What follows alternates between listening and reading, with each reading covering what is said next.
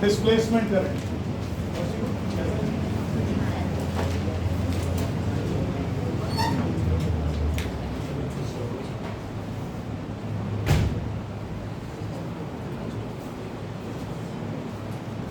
काफी दिन बाद मिल रहे हैं।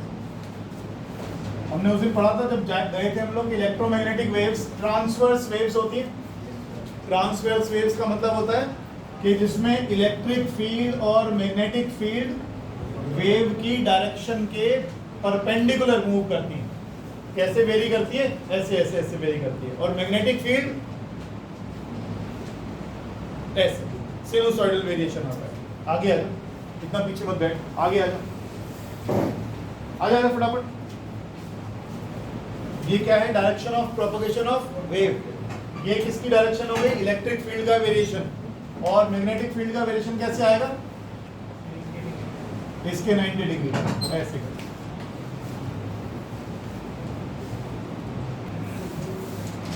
अच्छा, इस पर आइए। अब ये हमने कैपेसिटर की 2 प्लेट्स ली थी जाते वक्त। फिर तू पीछे बैठ गया बेटे, आगे बैठा था बच्चे, ध्यान रखा जाएगा कम से कम, इससे कुछ होता थोड़ी है। आए रहने दो, तुम छोड़ो। हमने क्या किया यहाँ पर, क्या लिया था याद है? अरे अब तो रिवाइज ही करवा रहा हूँ, तो बता दो। Amperian loop. हमने कहा यहाँ से मान लो किसी टाइम करंट गया आई, इसका नाम क्या रखा था हमने? Conduction current. और जब इस लूप में से कंडक्शन करंट आई सी निकल कर गया तो इसके चारों तरफ क्या बनी थी? Magnetic field. कैसे पता लगी थी? हमने मैग्नेटिक नीडल यहाँ पर रखा था। ये सब कर चुके हैं, हम सिर्फ रिवाइज ही करा रहा हूँ। मैग्नेटिक नीडल यहाँ रखी थी, उस मैग्नेटिक नीडल में क्या आया? रिफ्लेक्शन आया। इसका मतलब इसके चारों तरफ मैग्नेटिक फील्ड बन गई, है ना?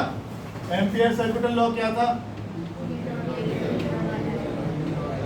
Is equal to mu naught times current, यही था।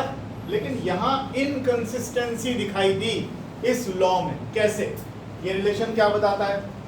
ये करंट और मैग्नेटिक फील्ड का रिलेशन बताता है। ये लॉ क्या देता है? करंट और मैग्नेटिक फील्ड का रिलेशन। कि अगर करंट पास करोगे तो क्या बनेगी? मैग्नेटिक फील्ड बनेगी। आपने करंट पास किया तो मैग्नेटिक फील्ड बनी।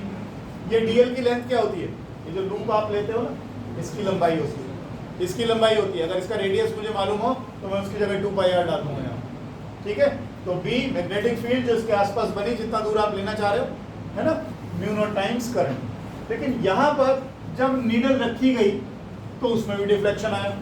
अब कह रहे हैं यहाँ तो करंट नहीं, कैपेसिटर की प्लेट्स के बीच में तो कोई करंट नहीं है। जब कोई करंट नहीं है तो मैग्नेटिक फील्ड कहाँ से आ रही है? इसका मतलब ये चीज गलत कह रहे हो आप बार बार। आप बार बार क्या कहते हो? Currents are usual source of magnetic field. Currents are usual source of magnetic field. लेकिन यहाँ तो करंट नहीं है, फिर मैग्नेटिक फील्ड कहाँ से आ रही है? तो मैग्नेटिक फील्ड का कारण क्या है वो हमने डिस्प्लेसमेंट करंट से ढूंढा। तो थोड़ा थोड़ा लिखवाता हूँ, लिख दे लो। व्हेन करंट आई, ये डायग्राम बना के इसके नीचे लिखना शुरू कर दो।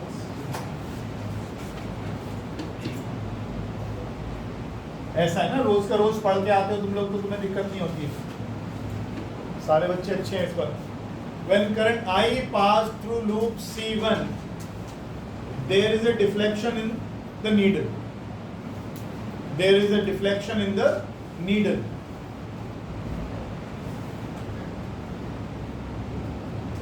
ठीक है? But according to Ampere's circuital law,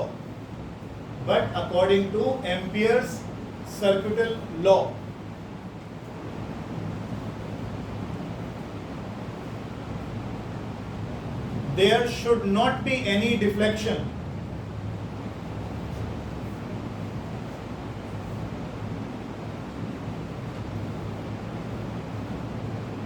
in the needle above C2. In the needle above C2.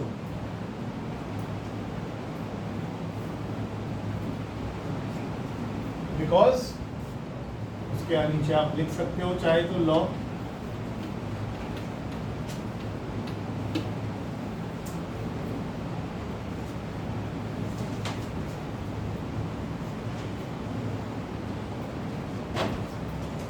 but needle above C2 shows deflection.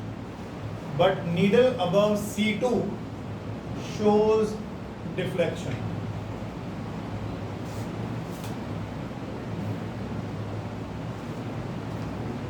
ठीक है।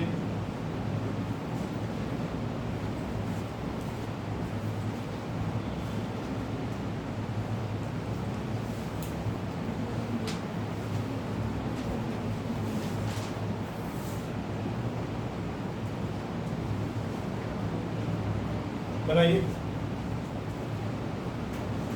ये सब हम पिछली बार करके गए थे, सिर्फ रिवीजन ही है एक तरह का। एक बार लिखवा देता हूँ मैं।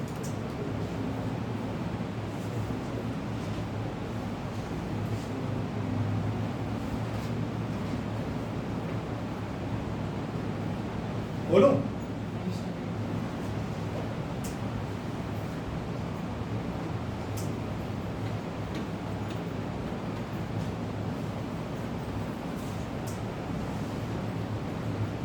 जब हम एसी का वो कैसे हुए पेपर, ठीक हुए, रिजल्ट आ गए कितने हैं फिजिक्स में? 30 आउट ऑफ, तो ठीक है। चलिए कोई नहीं। जब एसी का पॉजिटिव साइकिल अराइव करेगा, जब एसी का पॉजिटिव साइकिल अराइव करेगा, धीरे धीरे यहाँ पॉजिटिव एक्यूमुलेट होगा, इधर उतना ही नेगेटिव इंड्यूस होता जाएगा, तो इलेक्ट्रिक फील्ड की डायरेक्शन कैसी हो जाएगी? इस तरफ इलेक्ट्रिक फील्ड की डायरेक्शन हो गई। उसके बाद जब नेगेटिव साइकिल अराइव करेगा तो इसकी पोलैरिटी बदलेगी, इधर प्लेट पॉजिटिव बनती जाएगी और इधर प्लेट, और ये भी कांस्टेंट नहीं है, ये भी लगातार बदलेगी।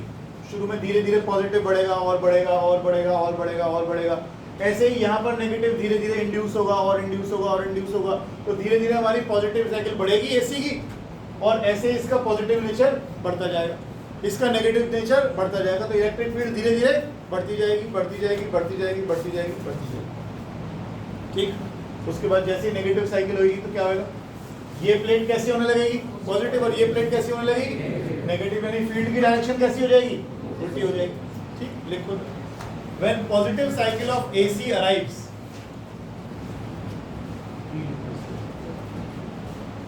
when positive cycle of AC arrives,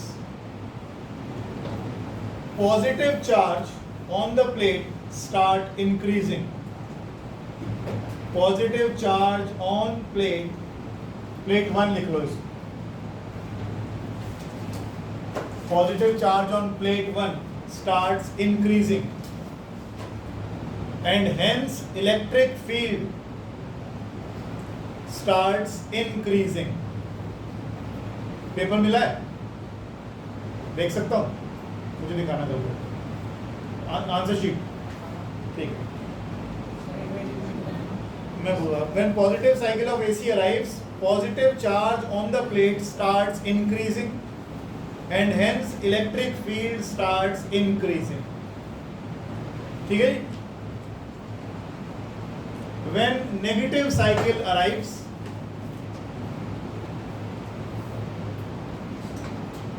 when negative cycle arrives, positive charge on plate 2, positive charge on plate 2 start increasing,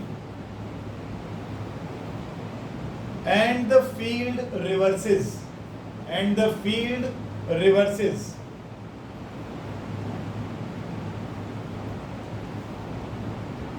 ठीक है, and its magnitude increases from 0 to maximum.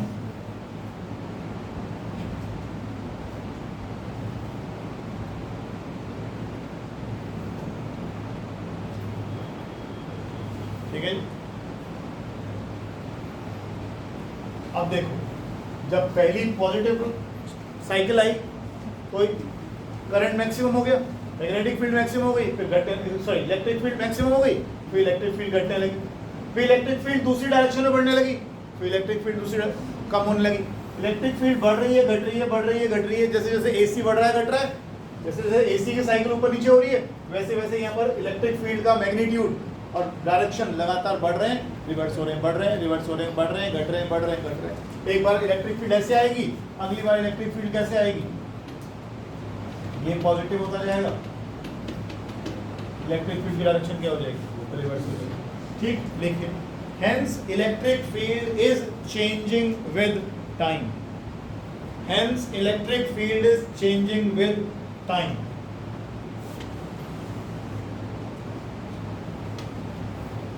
therefore phi E is also changing with time, यानी electric flux is also changing with time. Electric flux का formula बोल दो एक बार, है d phi by dt. हाँ, E dot है, E dot ds, E dot है, जैसे भी आप लिखो आगे. Maxwell said as current produces magnetic field,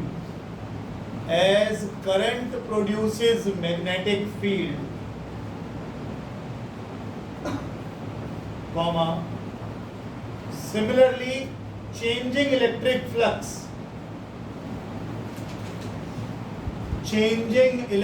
flux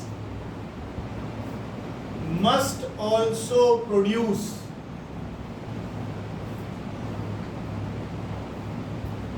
magnetic field. निकल चोकर तो देखा था मैंने आता हूँ. अच्छा, must also produce magnetic field. इस लाइन को दोबारा पढ़ो एक बार. करंट मैग्नेटिक फील्ड बनाता है, लेकिन यहाँ क्या पता लगा कि बदलती हुई इलेक्ट्रिक फील्ड को ने किसको पैदा किया? Magnetic field. आगे लिखो. Therefore, there must be a current between the plates. Therefore, there must be a current between the plates of the capacitor. There must be a current between the plates of the capacitor. Sunny तेरे paper कब से हो गए? पास हो गया? कितने? वो तो आएंगे, वो तो पता है मुझे. पढ़ेंगे तेरे कितने नंबर दो बता. तेरे कितने?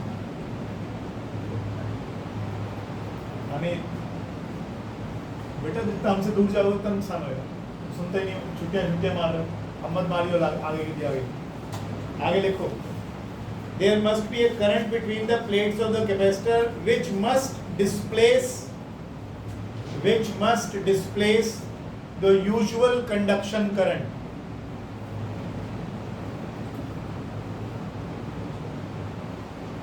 लिखे. He called this current as displacement current.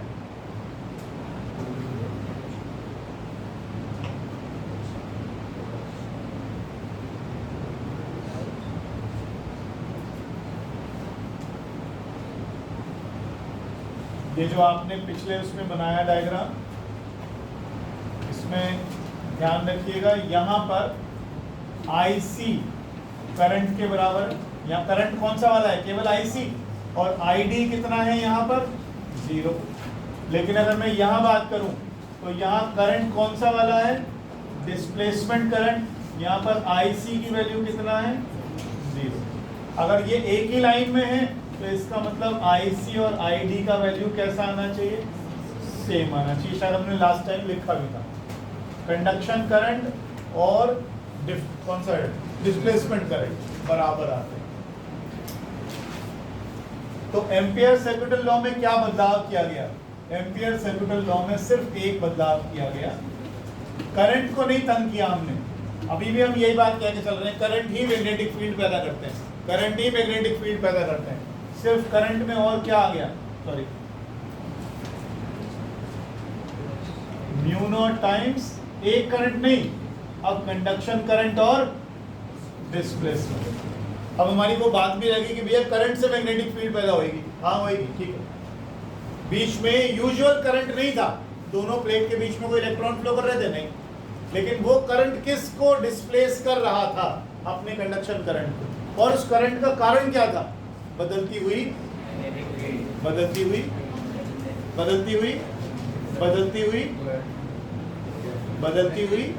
Electric field.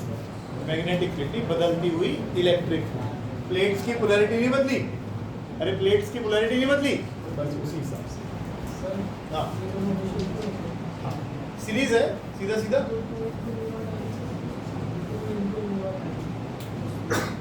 2 into नहीं 2i कैसे लिख देगा? करंट ही है ना दोनों. लिख लो. लिख ले वैल्यू वाइज मैग्नीट्यूड वाइज, लेकिन दोनों को तो कंडक्शन करंट नहीं बोलेगा ना, ठीक है। आगे लिखो। और ये डिस्प्लेसमेंट करंट का फॉर्मूला मैं पिछली बार लिखवा कर भी गया था,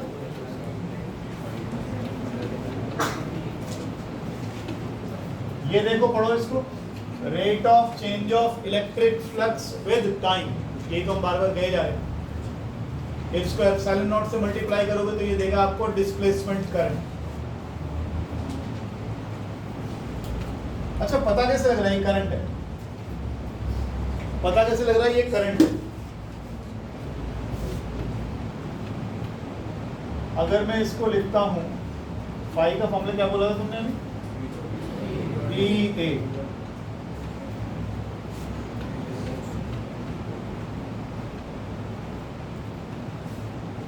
E को क्या लिख सकते हो?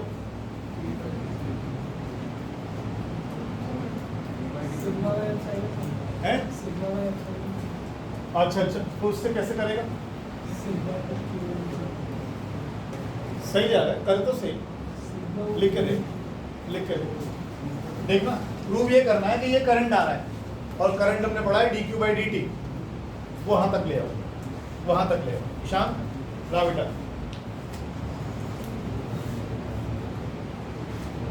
गॉस थ्योरम पढ़ी थी? गॉस थ्योरम में फ्लक्स किसके बराबर होता था? q बाय, वहां से छोटा पड़ेगा ना। इसे करने की जगह अगर हम यहीं पे ऐसा लिख दें, तुम्हारा भी आ जाएगा जो तुम कर रहे हो, गलत नहीं है वो, सब ठीक है। इसको अगर मैं q बाय एप्सिलॉन नॉट लिख दूं, चलेगा फ्लक्स को? एप्सिलॉन नॉट तो कांस्टेंट है तो कट गया, क्या बचा आपके पास? और dq बाय dt क्या होता है?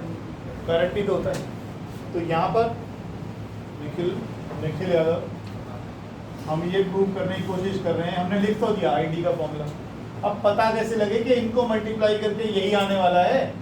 ये तो मैक्सवेल अंकल बोल गए, डायमेंशनली भी करेक्ट होना चाहिए, करेक्ट होना चाहिए। तो एप्सिलॉन नॉट ऐसे ही छोड़ा हमने। फ्लक्स किसके बराबर होती है? q बाय एप्सिलॉन नॉट, तो हमने q बाय एप्सिलॉन नॉट रख दिया, ये कांस्टेंट है, बाहर आ गया, एप्सिलॉन नॉट कट गया, क्या बचा? dq बाय dt क्या होता है? करंट, इसका मतलब ये करंट ही है, तो हमने डायमेंशनल फॉर्मूला सही लिखा, ठीक है। लिखो, अब लिखो मैक्सवेल इक्वेशंस। आ गया कि नहीं आ गया तुम्हारा? उससे आ गया ना भाई? सिग्मा बाय एप्सिलॉन नॉट लिखा, सिग्मा लिख दिया, q बाय a, तो dq बाय dt क्या बचा? लिखते हैं आगे मैक्सवेल्स इक्वेशंस। इसने सारी चीजों को इकट्ठा किया धीरे धीरे। पहला लिखो, ये क्या ये क्या होता है? E डॉट ds, क्या लिखा है? ये क्या है? ये गॉस थ्योरम। लिखो जरा, गॉस थ्योरम इन इलेक्ट्रोस्टैटिक्स। अब गॉस थ्योरम इन इलेक्ट्रोस्टैटिक्स, कोई बात नहीं, स्कूल का टीचर थोड़ी हूं मैं, पढ़ लेता हूं मैं आपको, चीजों को कवर ना किया कर, कवर फायर देता ना पीछे कर जल्दी। E dot ds is equal to q by epsilon naught, Gauss theorem in electrostatics. देखना जरा क्या बता रहा है।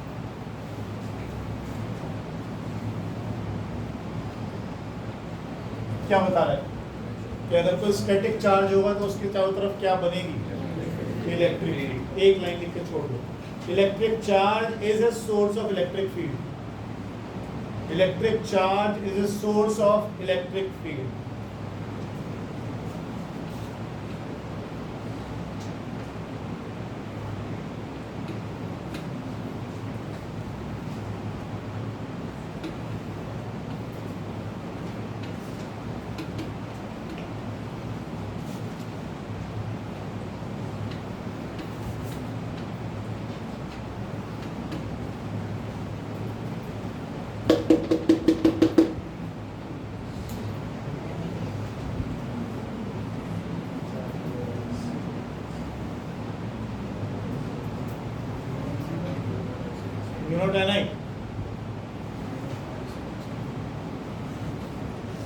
तेरे पेपर नहीं होने इसका मतलब ये नहीं पढ़ेगी नहीं, ऐसे ना कर। हाँ जी अंकित, बताएगा वही हैं? चलो किसी को नहीं याद है तो लड्डू के साथ कुछ भी याद नहीं। ये पेपर देखें 53 नंबर है, मैग्नेटिज्म आया नहीं था तो फिर ये तो यही नहीं है गॉस थ्योरम में मैग्नेटिज्म क्या होता है। कोई भी इसका मतलब बताओ।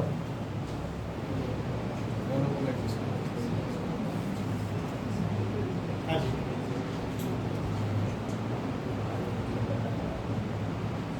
वो ले आएगा मंजीरे तो बैठ के बजट बजट करेंगे हमसे।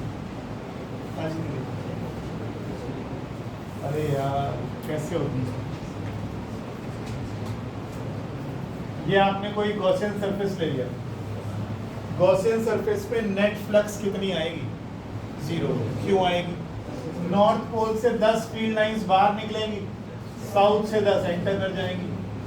क्या कभी ऐसा देखा केवल नॉर्थ पोल अंदर है गॉसियन सरफेस के, साउथ नहीं है? जहां पर भी नॉर्थ पोल होगा वहां पर क्या जरूर होगा? तो मोनोपोल एग्जिस्ट करता है? नहीं करता ना। तो इसमें नेट फ्लक्स कितनी आएगी गॉसियन सरफेस में? 0। लेकिन पॉजिटिव चार्ज जब होता था, ये गॉसियन सरफेस बना दी और आपसे कहता था फ्लक्स निकालो, तो आप कहते थे फ्लक्स यानी बाहर को निकलेगी फ्लक्स, क्या कोई अंदर को भी जा रही है? इसका मतलब नेट फ्लक्स है, यानी फील्ड लाइंस बाहर निकल रही हैं। अगर नेगेटिव चार्ज लेते तो आप कहते थे फील्ड लाइंस अंदर को आ रही हैं, इसमें बाहर को निकल रही हैं। सिर्फ डाइपोल में ऐसा होता था कि जितनी फ्लक्स बाहर निकलेगी उतनी फ्लक्स, तो यहाँ पर नेट फ्लक्स कितनी आएगी? 0। लेकिन यहाँ पर नेट फ्लक्स कितनी आएगी? 0। ये इलेक्ट्रिक फ्लक्स है, ये मैग्नेटिक फ्लक्स है। क्या नॉर्थ साउथ अलग हो सकते हैं? जब अलग नहीं हो सकते तो B डॉट ds कितना आएगा? 0। इसके आगे लिख लो नो मोनोपोल्स एग्जिस्ट। बल्कि इसकी जगह एक लाइन और, ये तो लिख ही लिया, ऐसे लिखो magnetic field lines entering the surface equal to magnetic field lines leaving the surface।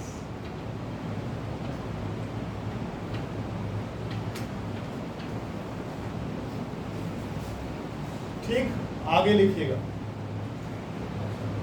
तीसरा statement Faraday's law of EMI। Faraday's law of EMI, Faraday's law of EMI।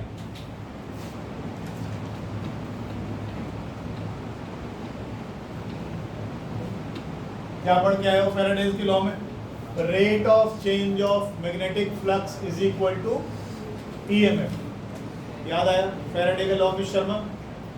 ये कॉइल ले ली, कॉइल के पास में किसको लेके गए? मैग्नेट को लेके गए, तो इसमें क्या इंड्यूस हो गया? EMF इंड्यूस हो गया। तो EMF किस वजह से इंड्यूस हुआ? क्योंकि मैग्नेटिक फ्लक्स बदली। क्योंकि मैग्नेटिक फ्लक्स बदली तो क्या पैदा हुआ? इंड्यूस्ड EMF हुआ। ठीक, आगे लिखिएगा। EMF को जब हमने पहली बार डिफाइन करा था तो डेफिनेशन किसी को याद है? मैथमेटिकल स्टेटमेंट क्या है? मैथमेटिकल स्टेटमेंट क्या है EMF का? EMF क्या होता है?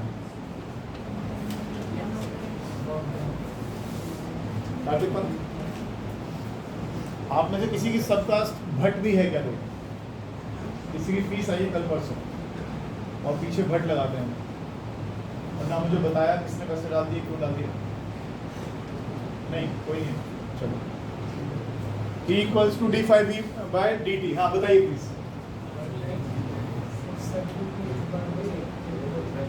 हाँ, एक चार्ज को, एक पॉजिटिव चार्ज को सर्किट में एक बार मूव कराने के लिए जितना वर्क डन होता है दैट इज कॉल्ड EMF। आपने अगर खोल के तो देखते ही नोट्स यार, आपको ये लिखवाया था मैंने। इलेक्ट्रिक फील्ड क्या होती है? इलेक्ट्रिक फील्ड क्या होती है? Force per unit charge. ये क्या होती है electric field? Force into displacement क्या होता है? Work done. तो EMF किसके बराबर होता है? Work done. वही तो चीजें होती हैं, ये हम कर चुके पहले, बहुत दिन पहले जब हमने EMF पहली बार लिखा था। है, आगे चलिए। EMF को लिख सकता हूँ E डॉट dl, लिखते जाओ। EMF को लिख सकते हैं E dot dl। Magnetic flux का फॉर्मूला बोलिए प्लीज। BA अगर मैं एरिया को कांस्टेंट ले लूं तो क्या बना ये?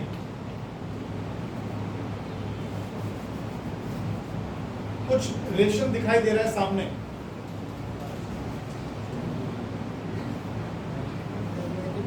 जब तक आप चीजों को कोरिलेट नहीं करोगे इस चैप्टर को करने का कोई फायदा नहीं है। इतना छोटा चैप्टर में 4-5 क्लास लगा चुका अब तक। देखो जरा, फ्लक्स बदली, ईएमएफ आया। फ्लक्स बदली, क्यों बदली फ्लक्स? क्योंकि क्या बदला? मैग्नेटिक फील्ड बदली। फील्ड बदली तो फ्लक्स बदली। फ्लक्स के बदलने से क्या हुआ जरा देखो, इलेक्ट्रिक फील्ड पैदा हो रही है। इलेक्ट्रिक फील्ड पैदा हो रही है। पहले दिन से रिलेट करवा रहा हूं उन चीजों को मैं बार बार। मैग्नेटिक फील्ड बदलती हुई इलेक्ट्रिक फील्ड क्या बनाती है? बदलती हुई मैग्नेटिक फील्ड को। बदलती हुई मैग्नेटिक फील्ड क्या बनाती है? बदलती हुई इलेक्ट्रिक फील्ड को। एक ही चीज को 600 बार बोल चुका मैं बार बार। यही रिलेशन दिखाई जा रहा हूं बार बार। जब तक ये समझ में नहीं आएगा चैप्टर चलेगा ही नहीं आगे। लिखो आगे। Hence, changing magnetic field produces electric field.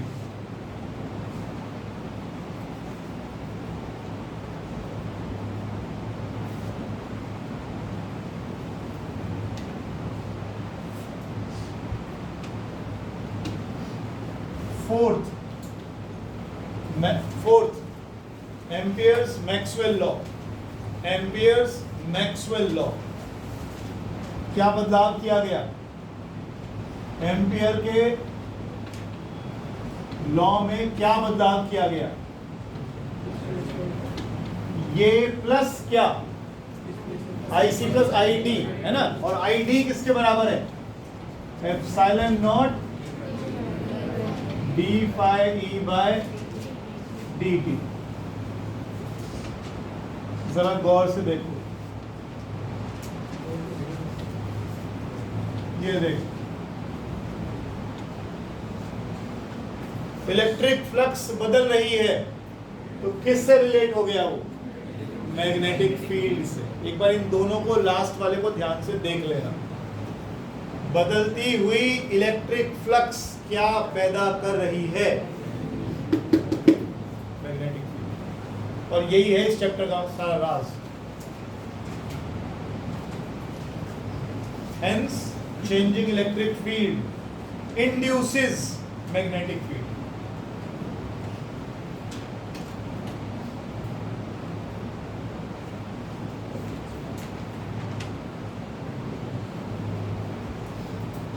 एक छोटा सा क्वेश्चन लिखो, न्यूमेरिकल नहीं है, क्वेश्चन है, थ्योरेटिकल पार्ट है। कह रहा है इन इलेक्ट्रोमैग्नेटिक वेव्स, लिख बेटा, नोट कर लिख दो। Direction of EF and MF, electric field and magnetic field. The direction of electric field and magnetic field are perpendicular to each other. Why?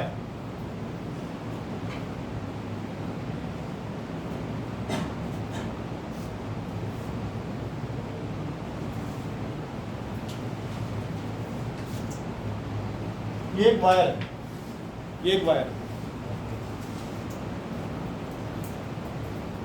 कोई शाहरुख खान आजा। इसमें करंट फ्लो कर रहा है I। करंट क्यों फ्लो करता है? जब आप पोटेंशियल डिफरेंस लगाते हो तभी करंट फ्लो करता है। पोटेंशियल डिफरेंस लगाने का मतलब आपने एक एंड पॉजिटिव कर दिया, एक एंड आपने नेगेटिव कर दिया, तो ये एंड आपने नेगेटिव कर दिया, ये एंड पॉजिटिव कर दिया, तो ये करंट चल पड़ा। इलेक्ट्रॉन्स किधर को भागे? इससे उल्टे भागे, पता है। तो इसका मतलब करंट कब चलता है? जब इलेक्ट्रिक फील्ड लगाते हो। करंट कब चलता है? जब इलेक्ट्रिक फील्ड लगाते हो, पोटेंशियल डिफरेंस क्रिएट करते हो। अगर मैं इसके कहूँ इसके अंदर करंट जा रहा है तो मैग्नेटिक फील्ड किधर को जा रही होगी? ऐसे। मैग्नेटिक फील्ड कैसे होगी? ऐसे। जरा गौर करो, करंट तो जा रहा है, इलेक्ट्रिक फील्ड की डायरेक्शन क्या है? ये होगी या ये होगी?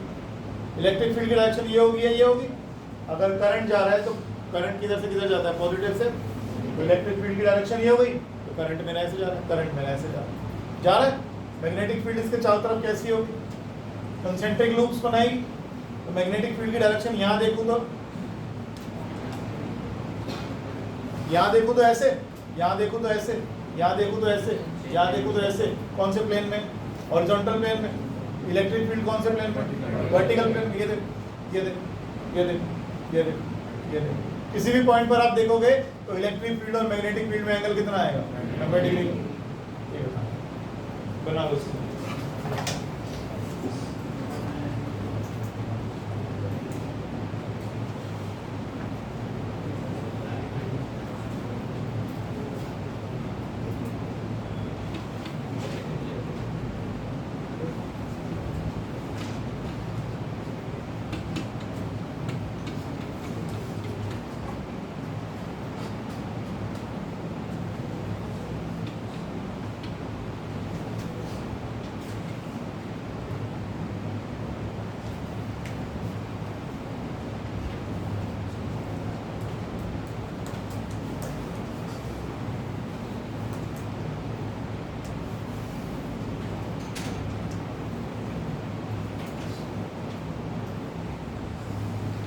प्रॉपर्टीज लिखिएगा, प्रॉपर्टीज ऑफ ईएम वेव्स। हाँ नहीं, मैं तो समझा नहीं। हाँ तो जब भी इलेक्ट्रिक करंट आएगा, करंट से क्या बनेगी? करंट से क्या बनेगी? नहीं, करंट से क्या बनेगी? Magnetic field. करंट से क्या बनती है? Magnetic field. तो हम यहाँ पर क्या देख रहे हैं कि ऐसा हो रहा है, उसी को समझाने की कोशिश करिए बस। कहीं पर भी करोगे आप, जहां पर भी करंट से मैग्नेटिक फील्ड बनेगी, करंट क्यों चल रहा है? Because of electric field. Electric field आपने लगा दी, प्रोटॉन्स मूव कर गए या इलेक्ट्रॉन्स मूव कर गए उल्टे डायरेक्शन में इसमें, तो इलेक्ट्रिक फील्ड और मैग्नेटिक फील्ड हमेशा परपेंडिकुलर ही आएंगी। आप सिर्फ सबूत ही देना था, आपको कुछ नहीं करना था, ठीक है ना? कुछ नोट लिखिएगा, क्या प्रॉपर्टीज, प्रॉपर्टीज लिखिए। सारी प्रॉपर्टीज अब इकट्ठा कर दे रहा हूँ एक बार में। इलेक्ट्रोमैग्नेटिक वेव्स की प्रॉपर्टीज। पहला आप बताइएगा, जितना याद हो, थोड़ा थोड़ा रिवाइज हो जाएगा। Number 1, electromagnetic waves are produced bye,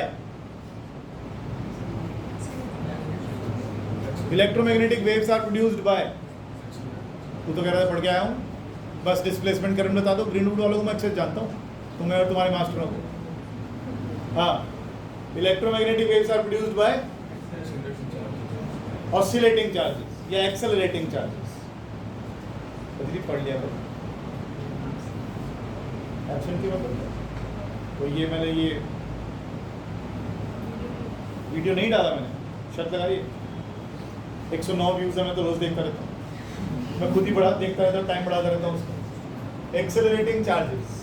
number 2, no medium is required for their propagation. Electromagnetic waves को एक जगह से दूसरी जगह जाने के लिए मीडियम की ज़रूरत नहीं होती। Electromagnetic waves do not need any medium for propagation. तीसरा, speed of electromagnetic waves in vacuum, speed of electromagnetic waves in vacuum is given bye,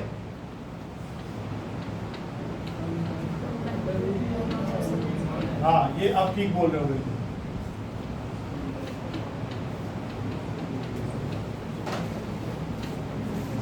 metre पर second.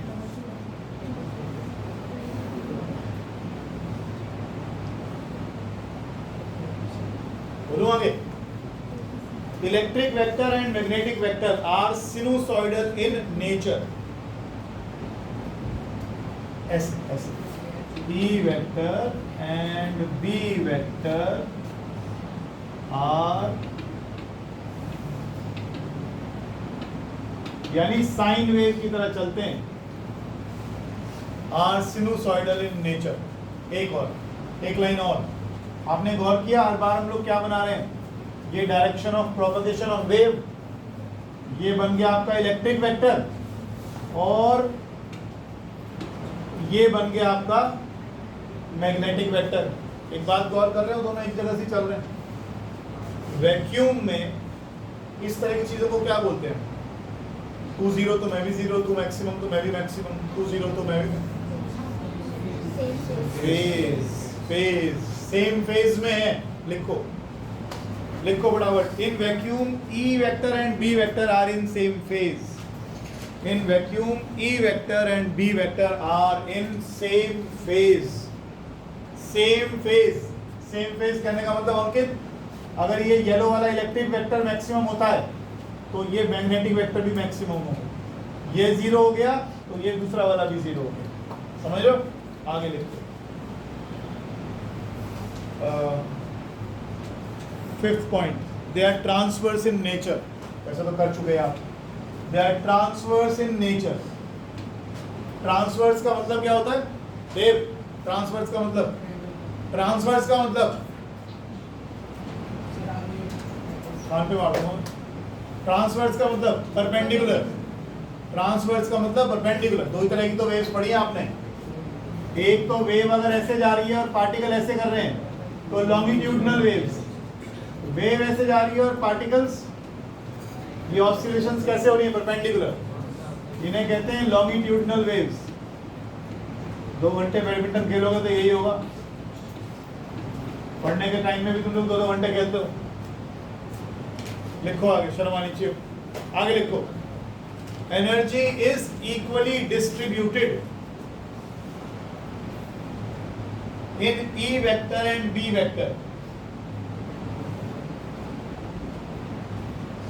Energy is equally distributed in E vector and magnetic vector.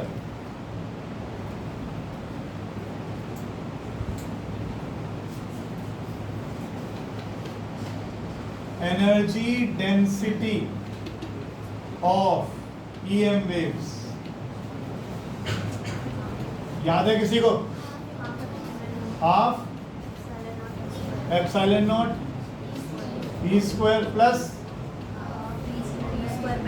B square by. बहुत बढ़िया. ये energy density पहले भी लिख के गए थे, पिछली बार भी.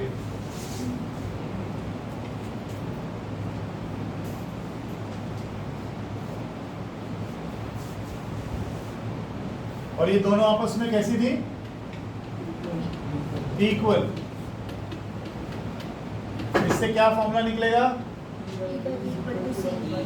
बढ़िया. तो ये आ गया E by B is equal to 1 upon, यानी कुछ और नहीं पता लग रहा है इससे. हाँ, E का जो एम्पलीट्यूड आ रहा है वो B से कहीं ज्यादा है. इसे कहीं लिख लो.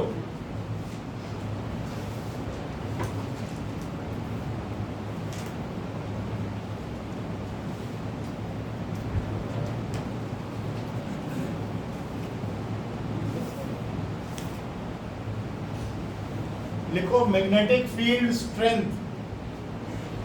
Magnetic field strength is much weaker then the electric field strength. Magnetic field strength is much weaker than the electric field strength.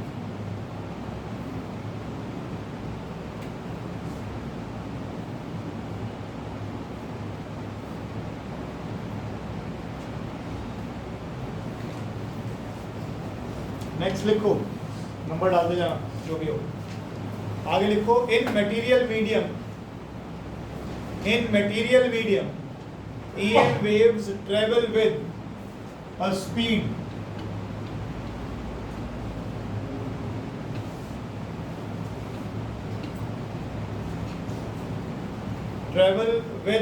sorry एक सेकंड. जब आप एप्सिलॉन नॉट लिखते हो तो इसका मतलब वैक्यूम की बात कर रहे हो, और जब आप सिर्फ म्यू लिखते हो तो किसकी बात कर रहे हो? मीडियम की बात कर रहे हो. इसको कैसे लेके जाऊं एप्सिलॉन म्यू आर तक? कन्वर्ट करवाइए प्लीज. इसके बाद इसने लिखा हुआ है C बाय N. समझाइए कैसे करें. म्यू आर बताओ, म्यू आर क्या होता है? एप्सिलॉन आर बताओ क्या होता है? एप्सिलॉन बाय एप्सिलॉन नॉट होता था. तो एप्सिलॉन किसके बराबर हो गया? एप्सिलॉन नॉट इनटू, ऐसे ही म्यू किसके इक्वल हो गया? हो गया तक? इन्हें यहाँ लिख दो, इन्हें यहाँ लिख दो. तो ये किसके बराबर आएगा? Mu naught into mu R. Epsilon naught into epsilon naught, sorry ये आ गया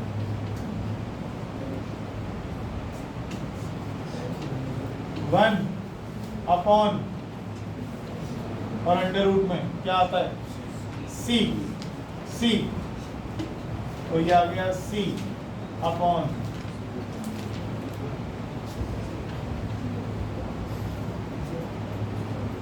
और इसको हम लिखते हैं एन। लिखिए ये एप्सिलॉन लिखा है, थोड़ा मोटा हो गया, बोलूं where n is the refractive index of the medium,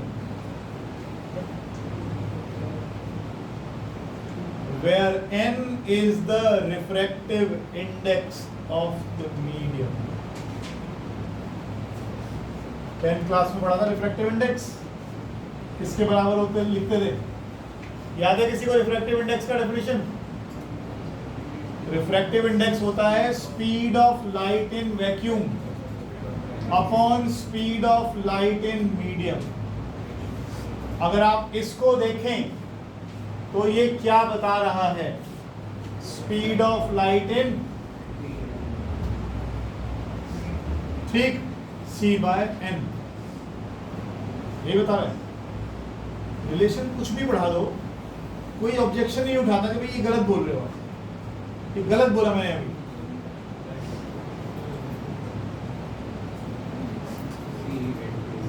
यहां साफ दिख रहा है, इसके बाद c/n लिख रहा हूं, इसको रिफ्रैक्टिव इंडेक्स बोल रहा हूं। रिफ्रैक्टिव इंडेक्स का डेफिनेशन पहले पढ़ कर आ चुके हो, इन चीजों को रिलेट नहीं कर सकते हो। 12वीं क्लास में आ गई, बड़ी बड़ी दाढ़ियां आ गई तुम्हारी, शर्म नहीं आती? बोलो जल्दी।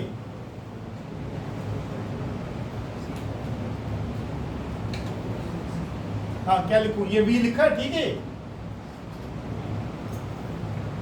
और यार कुछ नहीं हो सकता। आधों को तो ये भी समझ नहीं आया ये c कहां से आया, कैसे आया? हाँ ये c कहां से आया बता दो, और बैठ ले पीछे। यूटी में आए थे 2 यूनिट, समझा? एक वो मरीसी चैप्टर जिसमें 17 नंबर ले कुछ हो रहा, तो अब के हाफ ईयरली में फेल होएगा, बता रहा हूँ पहले मैं। ये ज्यादा चौड़े में बताओ, 12वीं क्लास पास कर लो ढंग से, अच्छे नंबरों से। बोलो भी बोलो।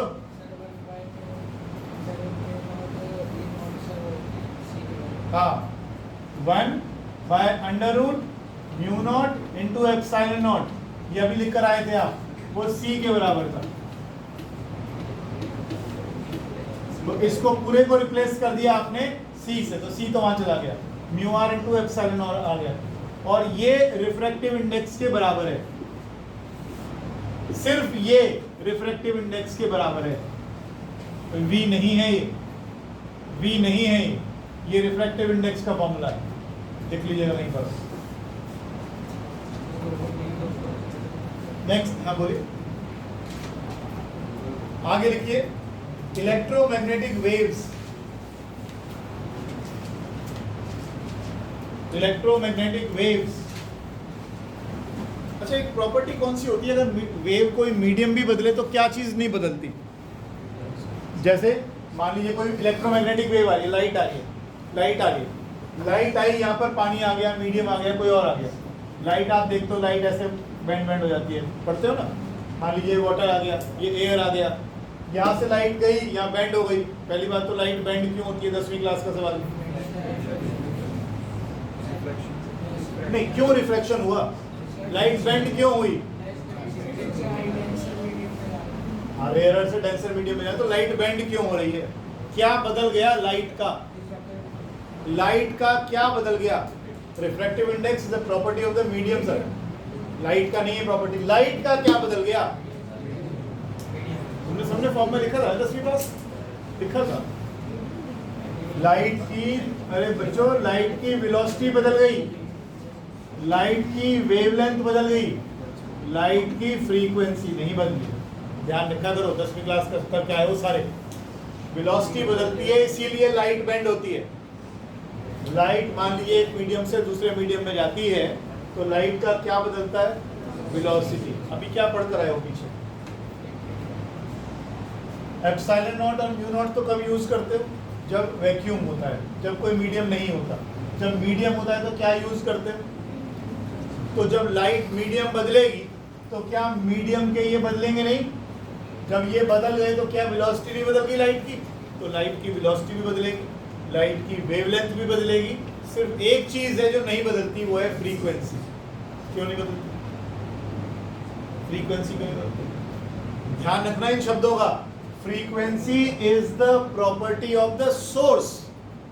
Frequency is the property of the source. जहां से लाइट आ रही है, ये फ्रीक्वेंसी इस सोर्स की प्रॉपर्टी है। जब तक सोर्स ही नहीं बदलोगे, फ्रीक्वेंसी नहीं बदलेगी।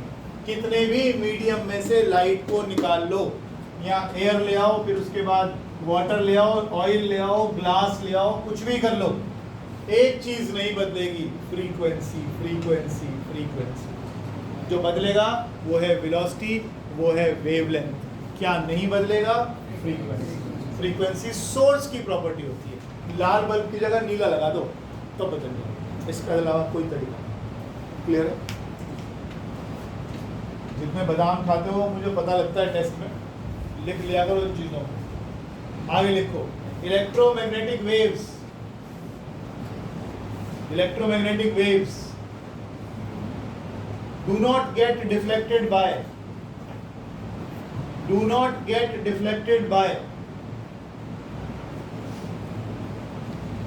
electric and magnetic fields.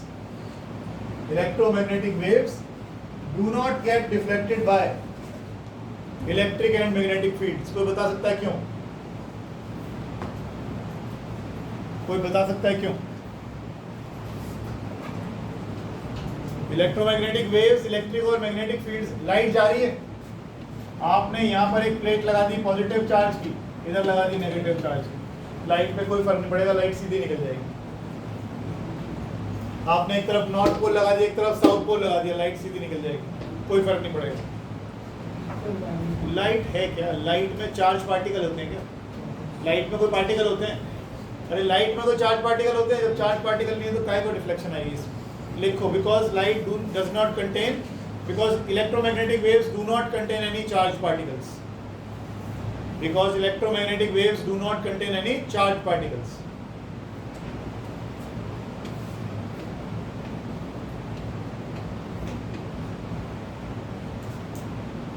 Yashika वो वेजिटेबल पीछे कह रही थी कुछ जाने से पहले वो निकाल लेना, तुम बैठो, मंडे को बैठो।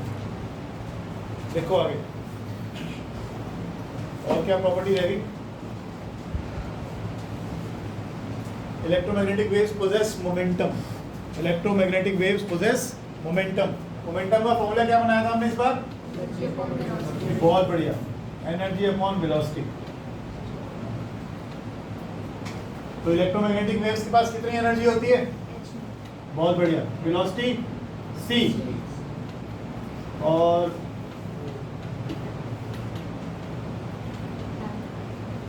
तो मोमेंटम होता था h/λ। और एक लास्ट प्रॉपर्टी है, सब लिख चुके हम। Electromagnetic waves exert pressure. Electromagnetic waves exert pressure.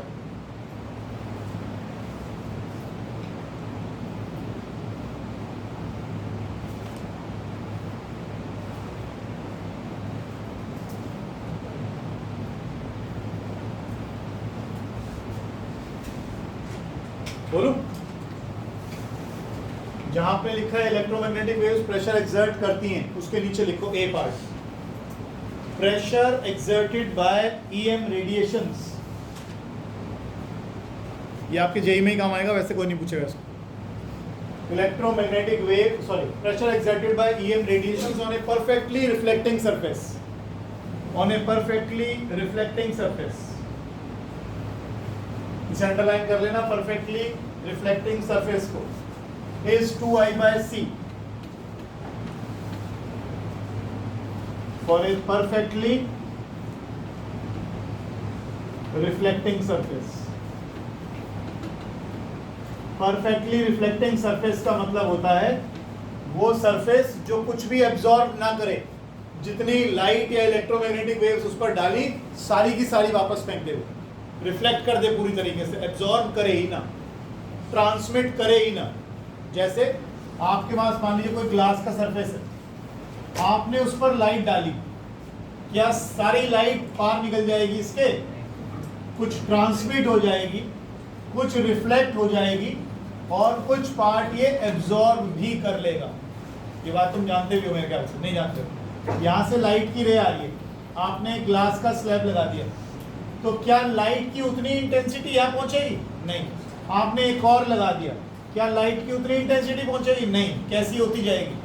कम होती जाएगी। इसका मतलब रिफ्लेक्ट भी हो रहा है, ट्रांसमिट भी हो रहा है, इसके अक्रॉस निकल भी रहा है, और कुछ एब्जॉर्ब भी हो रहा है। लेकिन हम किसकी बात कर रहे हैं? Perfectly reflecting. अगर परफेक्टली रिफ्लेक्टिंग है तो इसमें एब्जॉर्बटेंस 0 है, ट्रांसमिटेंस 0। ठीक, आगे लिखिएगा। दूसरा B part, perfectly absorbing surface के लिए, परफेक्टली एब्जॉर्बिंग सरफेस के लिए I/C।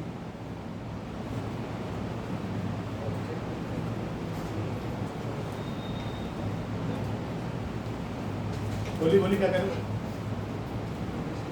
अच्छा, I है इंटेंसिटी,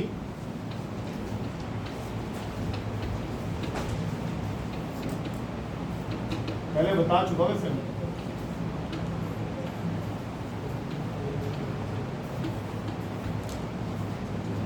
एनर्जी पर सेकेंड पर यूनिट एरिया,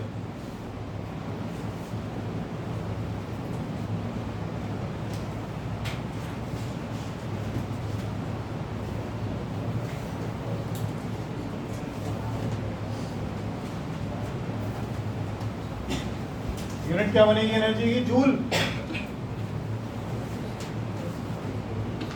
ये क्या होता है? तो watt per metre square. Intensity, intensity joule per second per unit area, watt per metre square.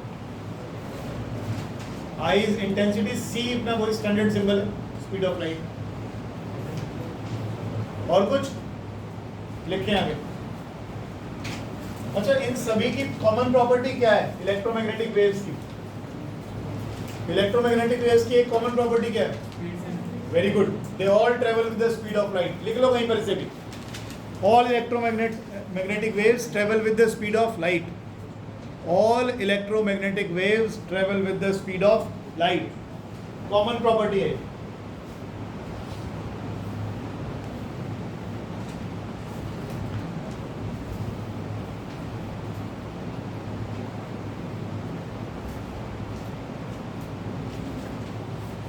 आपके चैप्टर का मेजर पोर्शन खत्म हो गया। अब सिर्फ रटने वाला पार्ट बचा हुआ है, जिसमें इलेक्ट्रोमैग्नेटिक स्पेक्ट्रम पढ़ेंगे आप, और कुछ नहीं है उसमें।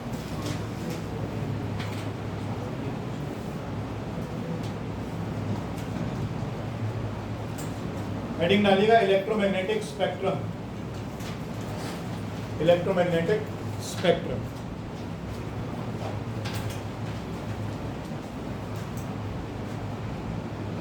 लिखो द ऑर्डरली डिस्ट्रीब्यूशन। कार्तिकपन तुम्हारे कितने हैं number? 40। The orderly distribution of EM radiations, the orderly distribution of EM radiations. मिश्रण में आपके कितने हैं? शायद नहीं हो तो इसमें सुरेश हो, अरे मैं भूल जाता हूँ, सॉरी। अच्छा, आप तो लंच वाले। The orderly distribution of EM radiations according to their wavelength or frequency.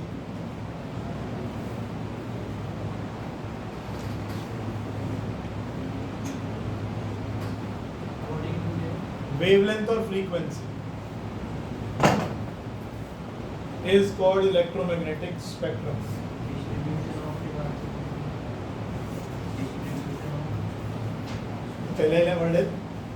The orderly distribution of EM radiations according to their wavelength or frequency is called EM radiations.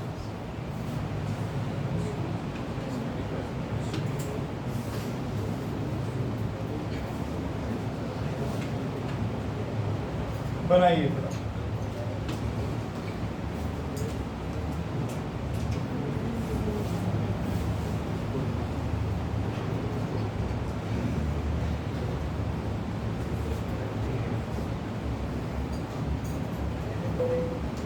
Sidhi line तो नहीं, पर चलो कोई बात। बनाइए।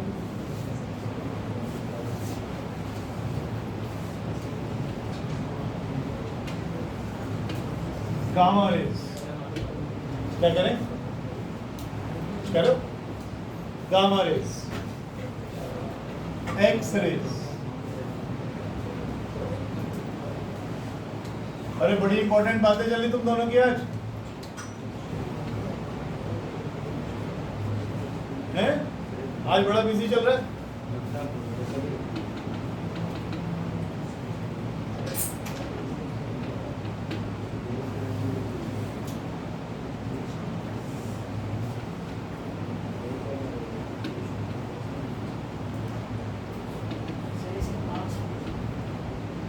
Marks हाँ तेरे तो पूछे नहीं मैंने ब्लूबेल्स वालों के। हाँ कितने हैं?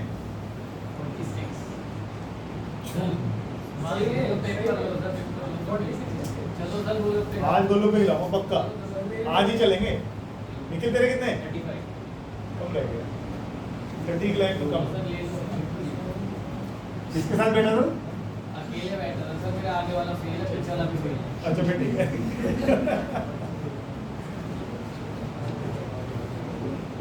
पक्का आज ही चलेंगे भाई गोलगप्पे खाने। सर मेरे भी रहने तेरे कौन से गोलगप्पे हैं? 6 नंबर कटवा दिया पेश में कोई गोलगप्पे तेरे कैंसिल हो गए, मुझे खिलाएगा।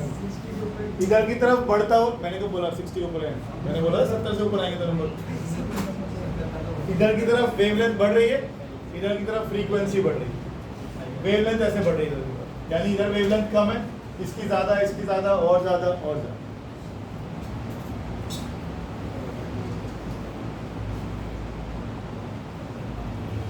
सभी की क्या कॉमन प्रॉपर्टी है? स्पीड से, स्पीड से, लाइट की स्पीड से। अच्छा जब इसका चार्ट आप देखेंगे ना तो ध्यान रखिएगा, इसमें आपको कोई क्लियर डिमार्केशन नहीं मिलेगा कि एग्जैक्टली इस वेवलेंथ के बाद आपकी अल्ट्रावायलेट शुरू हो गई। आपको ओवरलैपिंग मिलेगी, जो भी मैं लिखवाने वाला हूँ।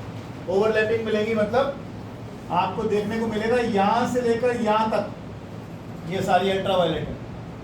आपको यहाँ भी दिखेगा ओवरलैपिंग के, यहाँ से लेकर यहाँ तक एक्स रेज है। ऐसी ओवरलैपिंग इसलिए दिखाई देती है क्योंकि किस तरीके से ये बन रही है या कैसे इसको डिटेक्ट किया जाता है, उसके हिसाब से इसकी फ्रीक्वेंसी में वेरिएशंस या ओवरलैपिंग आपको दिखाई देगी। तो इसलिए घबराने की जरूरत नहीं है कि 1 से लेकर 9 तक होंगी आपकी गामा रेज, 9.1 से लेकर 10.1 तक होंगी, ऐसा नहीं मिलेगा आपको।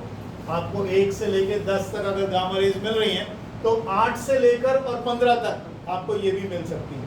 ये डिपेंड करता है कि बनाने का तरीका क्या है, किस तरीके से बनाई जा रही है। अच्छा एक ना YouTube पे बैठकर देखिएगा, मैं टाइम नहीं खराब करना चाहता उस पर। एक हर्ट्ज एक्सपेरिमेंट है, हर्ट्ज एक्सपेरिमेंट है। वो पहला एक्सपेरिमेंट था जिसके अंदर की इलेक्ट्रोमैग्नेटिक रेडिएशंस को लैब में पैदा किया गया था, प्रोड्यूस किया गया था। ठीक है, उसको देखिएगा। हर्ट्ज एक्सपेरिमेंट को सिलेबस में है नहीं तुम्हारे, से मैं टाइम नहीं खराब करा उसमें, मेरी आधी क्लास चली जाती है। ठीक है, उसे देखिएगा हर्ट्ज एक्सपेरिमेंट को, ध्यान रखिएगा। एक और चीज़ मैं बता दूं मैं आपको, आपके पास ये है ना SL, तो जहाँ पे वो टॉपिक है सोर्सेज ऑफ इलेक्ट्रोमैग्नेटिक वेव्स।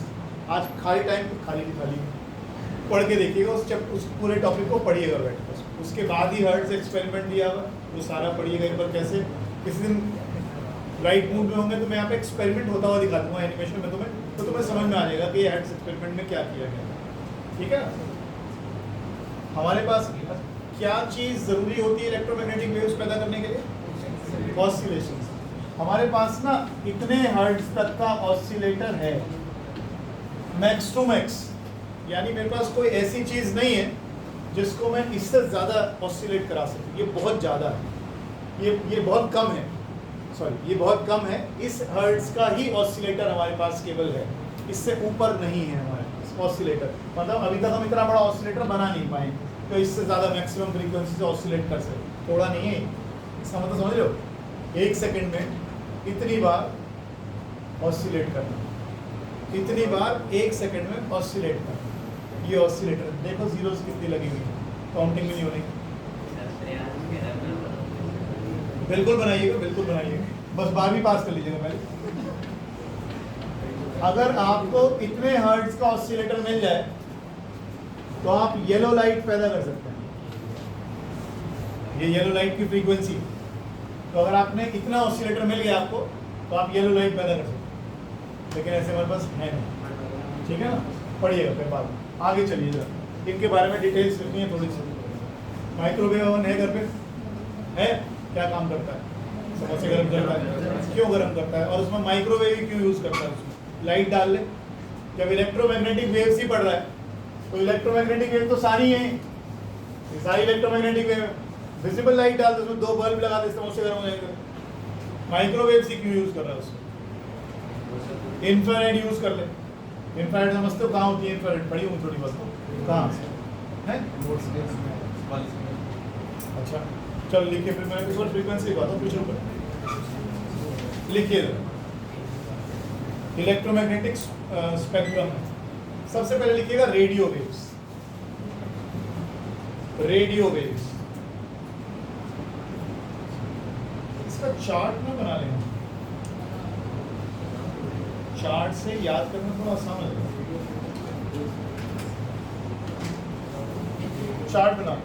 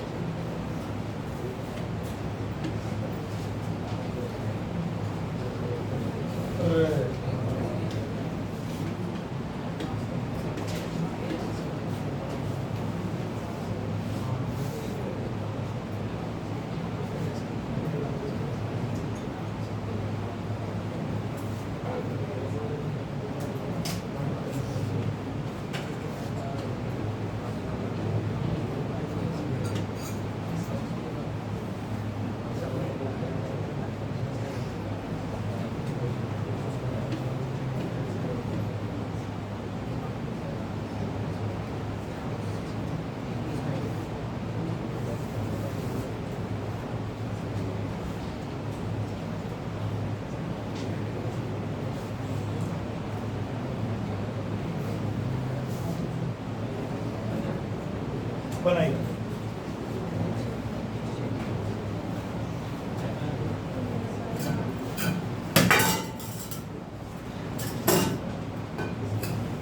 दवाई कर रहे हो? लिखो जी। सबसे पहले name of the wave, name of wave बनाइए प्लीज, बनाइए। हाँ नहीं आएगा, लैंडस्केप में बना लो, पिछले पूरे बड़े पेज पे ऐसे सिंगल ऐसे।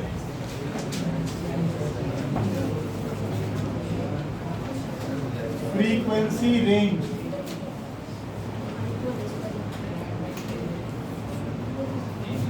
Wavelength, source, detection, application.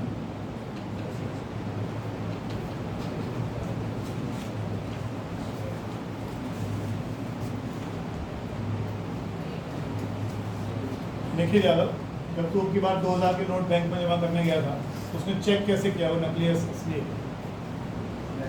ऐसे करके। अगर बाई चांस डाउट हो जाए, ना पता लगे आंखों से देख के, फिर क्या करते हैं? मशीन में क्या होता है? कौन सी वाली? यूवी। बिल्कुल, यही तो बात है। पढ़ने का रटने का फायदा थोड़ी हमें। अल्ट्रावायलेट रेडिएशंस होती हैं। यूवी लाइट का एक छोटा सा लैंप लगा रहता है, उस लैंप में उस बल्ब को लगाते हैं तो जो नीचे से छुपी हुई चीज़ें भी होती हैं, जो साइन जो भी उन्होंने उसके नोट के अंदर कुछ छाप रखे होते हैं, वो सब ऐसे उभर के आते हैं। तो इनका इस्तेमाल यूवी लाइट का इसमें भी किया जाता है। वेरी गुड, बहुत बढ़िया, अलर्ट रहना चाहिए। सबसे पहले लिखिएगा रेडियो वेव्स।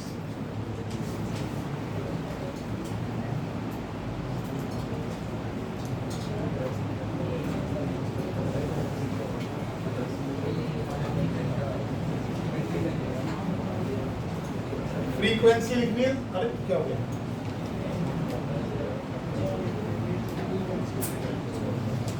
आ गया ना? सबसे पहले लिखिएगा रेडियो वेव्स।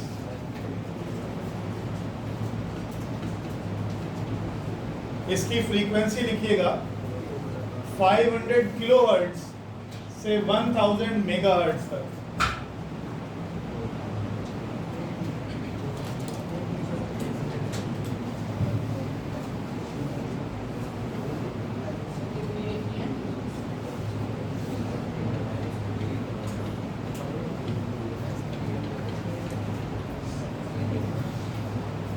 ठीक है, मेगा मतलब 10 की पावर 6, यानी डाउटफुल 6, बिल्कुल ठीक। और इसका वेवलेंथ का रेंज लिखो 600 मीटर से 0.1 मीटर।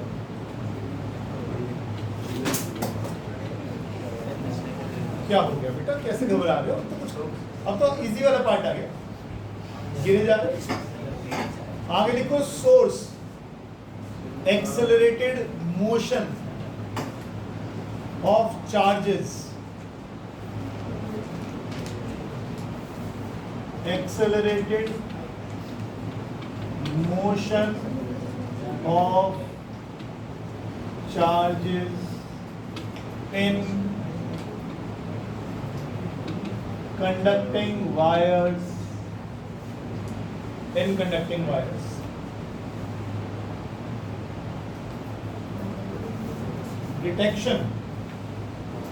डिटेक्शन में सिर्फ लिख लो ट्यूनिंग सर्किट्स, ये सिर्फ रटने का काम है आपको, कुछ नहीं करना है।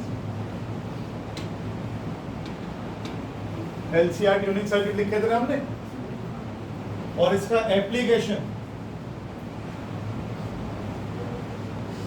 लिखो, बोलते ना रेडियो एस्ट्रोनॉमी। देव, एस्ट्रोनॉमी क्या होती है? ये क्या है? एस्ट्रोनॉमी क्या होता है? जैसे इंकलाब जिंदाबाद। अच्छा, एस्ट्रोनॉट के पास होती है। अबे एस्ट्रोनॉमी क्या है, कौन सी साइंस होती है? हाँ हाँ ठीक, मैं समझ गया, जैसे तूने ऐसे कहा लिखो रेडियो एस्ट्रोनॉमी। और दूसरा radio and TV communications, radio and TV communication systems.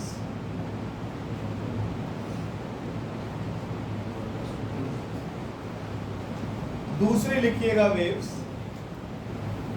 अच्छा एक काम करो, यहीं पे ना नीचे आपका अगले पेज पे लिख लो। ये पेज तो खराब मत करो, अगले पेज पे चले जाओ।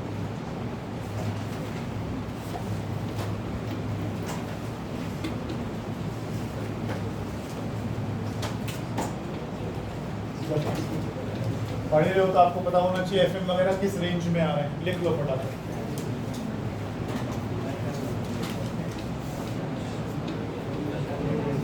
लिख लो यार प्लीज, बाद में बात कर लेना।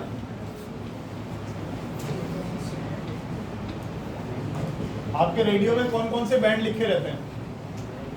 एक लिखा रहता है एफएम, एक लिखा रहता है एएम, एक लिखा रहता है एसडब्ल्यू शॉर्ट वेव। कोई जिनके घर में भी रेडियो ट्रांसफर हो देखिएगा, चेक करिएगा, उसमें मिल जाएंगे आप।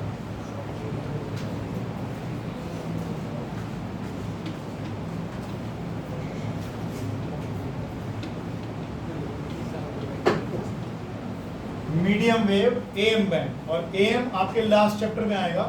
एम्पलीट्यूड मॉड्यूलेशन बोलते हैं इसको, एम्पलीट्यूड मॉड्यूलेशन बोलते हैं।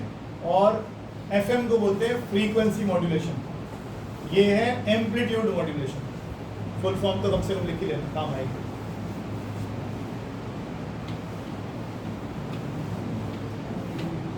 ये मेगाहर्ट्ज में आ गया आपके।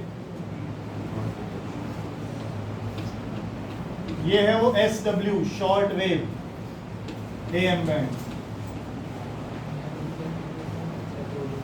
एक बात ध्यान रखना, जितनी छोटी वेव्स होती जाएंगी, यानी उनका वेव लेंथ छोटा होता जाएगा, फ्रीक्वेंसी बढ़ती जाएगी। और जितनी फ्रीक्वेंसी बढ़ती जाएगी उतनी एनर्जी बढ़ती जाएगी, और वो इतनी दूर तक ले जा सकते हैं उसको।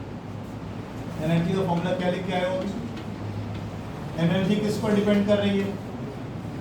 फ्रीक्वेंसी के। फ्रीक्वेंसी का फॉर्मूला क्या होता है? वेवलेंथ ज्यादा होगी तो फ्रीक्वेंसी कम हो जाएगी, वेव बड़ी बड़ी बनाओगे तो थोड़ी बनेगी, वेव छोटी छोटी बनाओगे ज्यादा बनेगी, फ्रीक्वेंसी बढ़ जाएगी। बड़ी वेव कम फ्रीक्वेंसी मतलब कम एनर्जी, और कम एनर्जी का मतलब ज्यादा दूर तक ट्रेवल नहीं कर पाएगी। ध्यान रखिएगा, ये फ्रीक्वेंसी देखो, ये मीडियम वेव थी, किलोहर्ट्ज में फ्रीक्वेंसी है, ज्यादा दूर नहीं जाएगी। उसके बाद इन्होंने फ्रीक्वेंसी को बढ़ा दिया, कितना 30 मेगाहर्ट्ज तक ले गए, ये शॉर्ट वेव हो गई, फ्रीक्वेंसी बढ़ गई ना। फ्रीक्वेंसी बढ़ गई तो क्या घट गई? वेवलेंथ घट गई। वेव बड़ी होगी तो कम बनेगी यानी फ्रीक्वेंसी कम हो जाएगी। ध्यान रखना इस बात। आगे चलो, इसे पहचानते हो? ये तुम्हारे सारे रेडियो मिर्ची इसी पे आते हैं कि नहीं?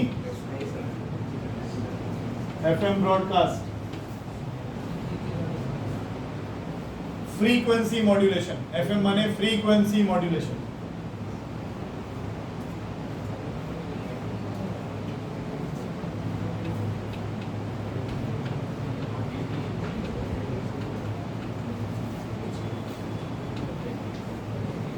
टीवी ब्रॉडकास्ट, टीवी वेव्स,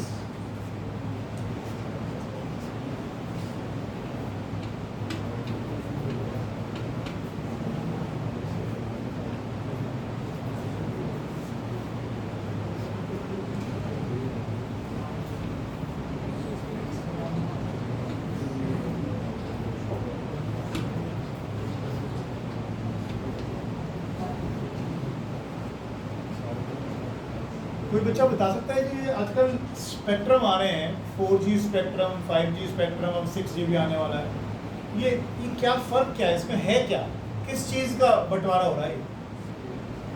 अचानक से हम 4G टेक्नोलॉजी पे कर रहे थे, अब हम 5G में कूद गए, क्या हो गया? इस 4G 4th जनरेशन में से 5th जनरेशन में आ गए, क्या चीज़ में बदलाव आ रहा है? क्या पढ़ क्या रहे हैं, कर क्या रहे हैं, और उससे क्या फर्क आ रहा है जी? ठीक से बताइए, सोच। क्या सिर्फ फ्रीक्वेंसी का ही फर्क है? हटा दो इसे। नहीं सर,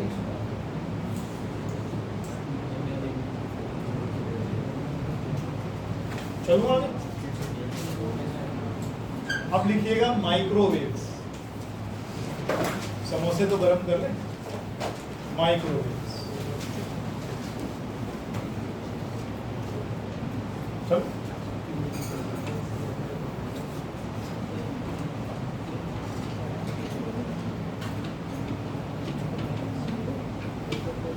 माइक्रोवेव्स, इसमें लिखिएगा वेवलेंथ रेट, इसका फ्रीक्वेंसी है 10⁹ से 10⁻12, 10⁹ से 10⁻12 हर्ट्ज। एक बात और बता दूं, ये आपको सारी याद करनी पड़ेगी क्योंकि डायरेक्ट क्वेश्चंस नहीं आते। वो आपसे कुछ उल्टा सीधा पूछेंगे कि भाई वो इससे बनाए जाते हैं, सोर्स ये है, या एप्लीकेशन दे देंगे कोई इसकी, आपसे कहेंगे बताइए किस फ्रीक्वेंसी रेंज में आता है। फ्रीक्वेंसी रेंज में आता है तो उसका कोई यूज बताइए, या कुछ और डिवाइड करवा देंगे आपसे, कुछ फॉर्मूला क्वेश्चन दे देंगे कोई, आप इस फ्रीक्वेंसी को निकालोगे, आपसे कहेंगे फ्रीक्वेंसी निकालो, आपने फ्रीक्वेंसी निकाल ली, फिर फ्रीक्वेंसी निकाल के अब ये पूछेंगे इसका एक यूज बताओ। जब आपको पहचान में आ गया कि ये किस चीज़ में आ गया, फिर आपको इसका यूज पूछेंगे। डायरेक्ट क्वेश्चंस नहीं आएंगे कि रेडियो वेव्स के 2 यूज बताओ, पूछता ही कोई नहीं है। ठीक है, तो आपको ये रेंजेस याद करनी पड़ेंगी सारी के साथ। आगे देखिए,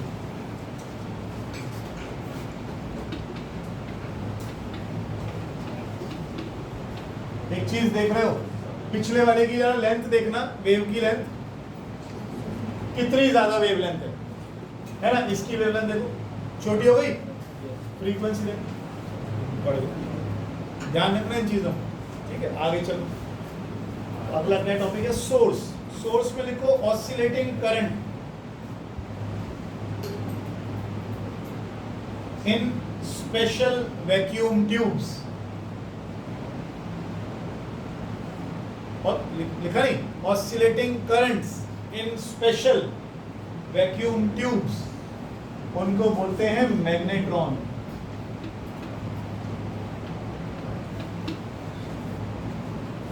डिटेक्शन में लिखिएगा tuning circuits and PN junction.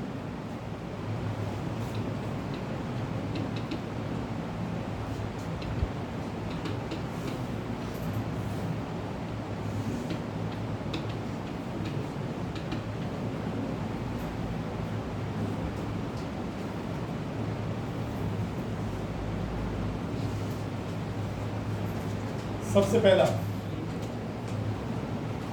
In radar communication लिखो, in radar systems for aircraft navigation, in radar systems for aircraft navigation. और अगले पेज पे क्वेश्चन लिखो, why do we use microwaves in radar communications, radar systems? Why do we use microwaves in radar systems? इसमें सिर्फ एक line में लिख दो, इसका ध्यान रखना। ये इनमें खास बात ये होती है, मूर्ति नहीं है कहीं पर, ये बीम की तरह सीधी जाती है और बीम की तरह सीधी वापस आती है, और आपको ऐसा ही चाहिए। यहाँ एयरक्राफ्ट है आपका, इस जगह एयरक्राफ्ट है आपका, यहाँ रडार लगा हुआ है आपका। अब आपको पोजीशन पता लगानी है, स्पीड पता लगानी है, आपको यहाँ से माइक्रोवेव्स भेजनी है और बिल्कुल सीधी माइक्रोवेव्स टकरा कर वापस आ जाएगी। कितनी स्पीड से ट्रैवल करती हैं वो तुम्हें बताने की ज़रूरत है नहीं, हम ऐसा 10 बार कर चुके हैं। लाइट की स्पीड से ट्रैवल करती हैं, इसे कहते हैं कोहेरेंस प्रॉपर्टी। लिखो जरा, because of their coherence, COHERENCE,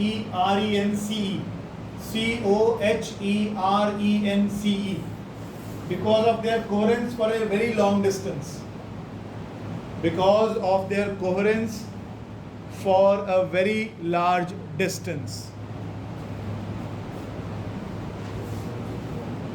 Hindi में लिख लो, ये फैलती नहीं है, बीम की तरह सीधी जाती हैं और सीधी आती हैं। बीम की तरह सीधी जाती है और सीधी आती है, इसीलिए हम इसको रडार्स में यूज कर रहे हैं।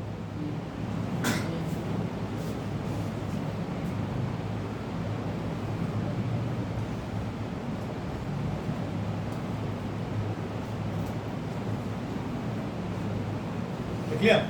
दूसरा लिखो इसका यूज, लिखो इसका, in long distance communications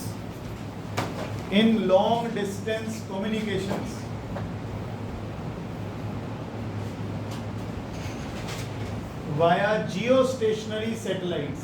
geostationary पिछले साल पढ़ी थी ना हमने, क्या थी?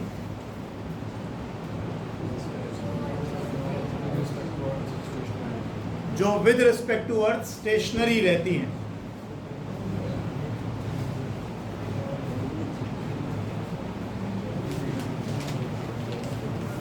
ठीक है, बता देता हूं मैं। जियो स्टेशनरी, जियो माने अर्थ, स्टेशनरी माने रुकी हुई। मान लीजिए ये अर्थ है मेरी, ठीक। पहली बात तो ये इनका प्लेन कौन सा होता है जिसमें घूमती है? इक्वेटर के अराउंड, ठीक है, पहली बात। दूसरा, जियो स्टेशनरी माने इनका भी ऑर्बिटल पीरियड कितना है? 24 घंटे का।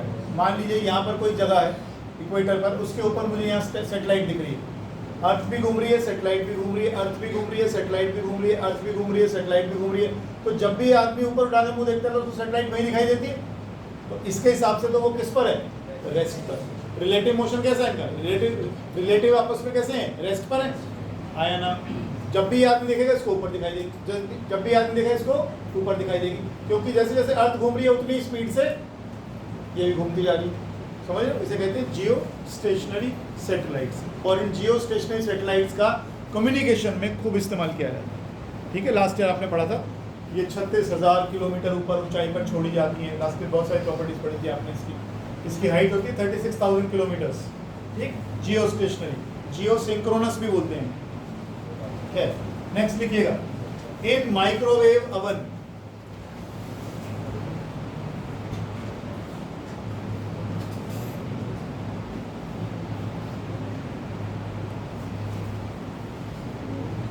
अब माइक्रोवेव ओवन में हम क्यों इस्तेमाल करते हैं माइक्रोवेव्स का? Why not visible light ovens, why not infrared ovens? Microwaves की प्रॉपर्टी क्या होती है? जो पानी का मॉलिक्यूल होता है, अगर मैंने पहली बार माइक्रोवेव में लगा के उस ओवन में मैंने लाइट लगा दी, लाइट, विजिबल लाइट, विजिबल कोई भी चीज़ है जैसे आप गर्म कर रहे हो, उसमें पानी के मॉलिक्यूल्स होते हैं, उस पानी के मॉलिक्यूल में से लाइट में इतनी एनर्जी का आर पार निकल जाएगी, वो उसको एब्जॉर्ब भी नहीं कर पाएगा, ठीक है ना? वो इसको एब्जॉर्ब भी नहीं, याद है तुम्हें न्यूक्लियर रिएक्टर्स में हम यूज़ करते थे, स्लो मूविंग न्यूट्रॉन्स को मारते हैं, देखा याद है? जब हम वो करते हैं, क्या कहते हैं, कोई न्यूक्लियर फिजन का रिएक्शन करवाते हैं, इंफ्रारेड वेव्स, IRV बोलते हैं इसको, और स्लैश करके लिख दीजिएगा हीट वेव्स और थर्मल रेडिएशंस, हीट वेव्स और थर्मल रेडिएशंस।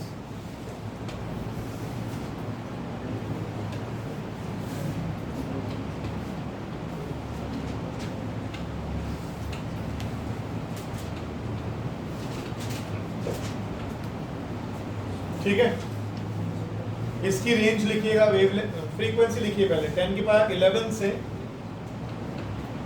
अब देखो ओवरलैपिंग आ गई होगी,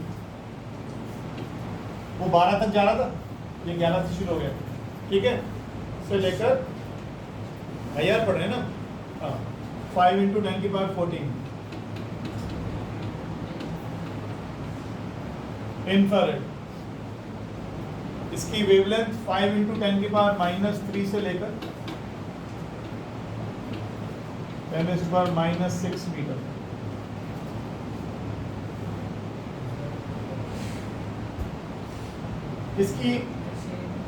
इसका ध्यान रखिएगा, कोई भी चीज, कल मैं पढ़ रहा था, एक जेई का क्वेश्चन लिखा हुआ था, उसमें 4-5 ऑप्शन थे, उसमें लिखा था इनमें से किस में इंफ्रारेड निकलेंगे, टेम्परेचर्स दे रखे थे उसमें। ध्यान रखिएगा, जो भी चीज़ के अंदर 0 केल्विन से ऊपर का टेम्परेचर है, उसमें सब में से इंफ्रारेड निकलेगी। जैसे जैसे टेम्परेचर बदलता जाएगा वैसे वैसे इंफ्रारेड की वेवलेंथ बदलती जाएगी, लेकिन निकलेगी इंफ्रारेड। हर गर्म चीज़ में से इंफ्रारेड निकलती है, आसान भाषा में ही, हर गर्म चीज़ में से इंफ्रारेड रेडिएशंस निकलती हैं। डिपेंडिंग ऑन द टेम्परेचर उनकी वेवलेंथ और फ्रीक्वेंसी बदल जाती है। जैसे वो कोई भी चीज़ जिसका टेम्परेचर 0 केल्विन से ज़्यादा है, उसमें से इंफ्रारेड रेडिएशंस निकलेंगी, हर गर्म चीज़ में से रेडिएशंस निकलेंगी, और जैसे जैसे टेम्परेचर चेंज होगा वैसे वैसे उसकी फ्रीक्वेंसी और वेवलेंथ बदल जाएगी, ठीक है।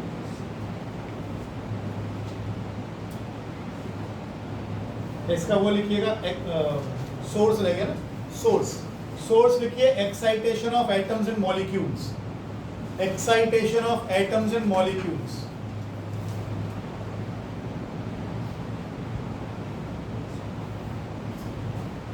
डिटेक्शन में पीएन जंक्शन लिख दीजिएगा, जब लास्ट के चैप्टर में पढ़ेंगे, जब कर लेंगे इसको।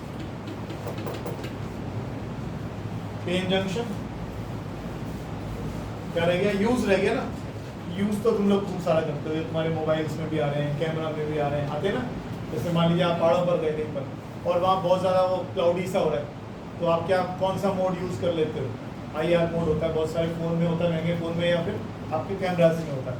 तो इंफ्रारेड फोटोग्राफी होती है, इंफ्रारेड जो होती है उस धुंध में से निकल जाती है, जब वो इसमें से निकल जाती है तो फिर फोटो खींच पाती है, उसमें लाइट तो अब्जॉर्ब हो जाएगी उसमें, है ना। जब आप कभी बादलों में फोटो खींचते हो, आती है, सोचो कभी बहुत सारे क्लाउड्स हैं आसपास, कहीं पहाड़ों पे गई हो, उसकी फोटो खींचते हो, क्या आता है? बिल्कुल वाइट आता है। उसके अक्रॉस कुछ है तो समझ में आता है, कुछ दिखाई देता है, कुछ भी दिखाई देता है, बिल्कुल वाइट हो जाता है, कुछ दिखाई ही नहीं देता। लाइट यूज़ कर रहे हो, कैमरा कैसे यूज़ करते हो? जैसे तुम्हारी आँखें, लाइट वहाँ से टकराकर कैमरे में आती है, कैमरा उसको डिटेक्ट कर लेता है। यही होता है लाइट का।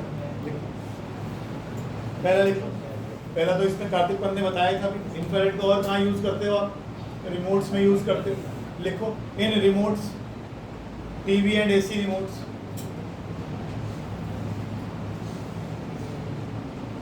क्योंकि इसमें गर्मी का असर है, इंफ्रारेड का और इस्तेमाल कहाँ किया जाता है? बहुत जगह ग्रीन हाउसेस बनाए जाते हैं, उसमें पौधों को गर्म रखने के लिए भी इनका इस्तेमाल किया जाता है। लिखो, दूसरा लिखो, in greenhouses to keep the plants warm.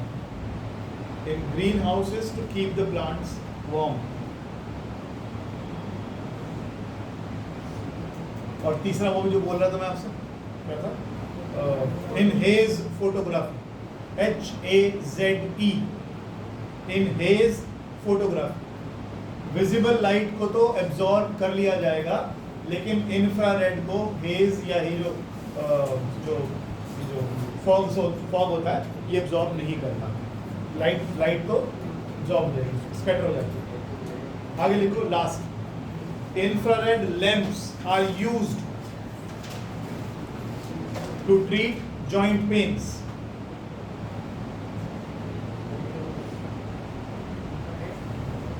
बेटा जो तुम्हारे ये होते हैं ना